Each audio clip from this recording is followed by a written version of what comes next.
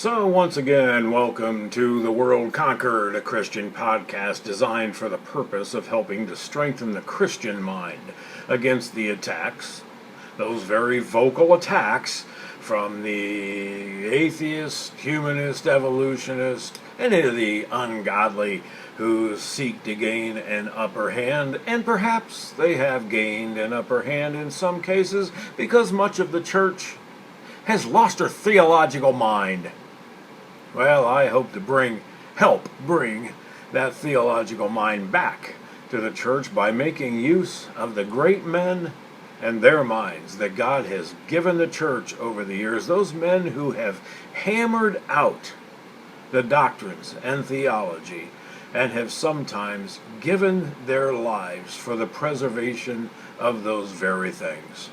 So stick around.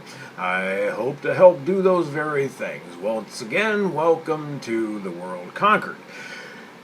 Today, I hope to begin, anyway, a series from Jonathan Edwards on the purpose for which God created the world. Have you ever heard anyone speak on that before? No, I'm going to say that you haven't.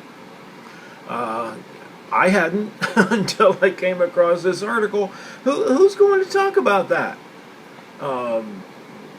Most generally, the pastor on a day-to-day basis is not, even though a lot of pastors are familiar with these things, but it might not fall in line with every Sunday that they're talking about this particular thing, but it's available. The fact that it is available, it is an assault upon the godless mind, these apostate atheists, the deconstructionists who think that they have actually taken apart the gospel, taken apart scripture, taken apart the church, and now they see better than we do, and that if we want truth, if we want real answers, we're going to look to them because they'll give us the truth, where we're just indoctrinated dupes,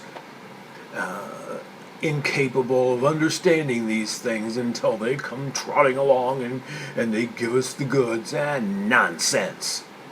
And every Christian out there, you ought to say, get lost. But you have to have somewhere to go. So when you go to different places, and I'm not talking go to places like Benny Hinn, and I'm not talking about going to places like Joel Osteen and Kenneth Copeland. No. We go, like I said at the beginning, the men that God has given the church throughout history, those men who are capable of handling the doctrines and theology that have formed the church, given the foundation of the church, are the driving impetus of the church throughout all ages. And there was a time, yes, there was a time where that influence waned, and waned significantly, but it's in the providence of God that He brought along the Reformation and basically rescued Scripture and the church and theological doctrine from the abyss, if you want to say that. So, what I plan to do is give the outline of Jonathan Edwards' book and begin with that. I've done it before just to whet your appetite, just to say, really? This is what's available to us, that we can stand against all this whack nut stuff that the deconstructing apostate throws at us. And sometimes it gets overwhelming. I get so tired of it. And sometimes I just throw up my hands and say, I'm not doing that today. But it's necessary. And forgive me, God forgive me, for being so lazy and being affected that way by these clowns who think they know something about, oh, they've been there and done that. They've experienced everything there is to know about Christianity. And I always ask them, if you've deconstructed, that means that you have constructed something. And they're never able to tell me how they constructed their Christianity to begin with. It's amazing. So that's what I plan to do. I do hope you'll stick around, and I do hope I make it informative and interesting for you, that even, oh my, even the deconstructing atheist, apostate atheist, might take a listen and maybe not learn anything, because who am I? But they at least might consider what somebody like Jonathan Edwards has had to say, or a myriad of capable scholars, capable exegetes throughout history, and Edwards is not alone.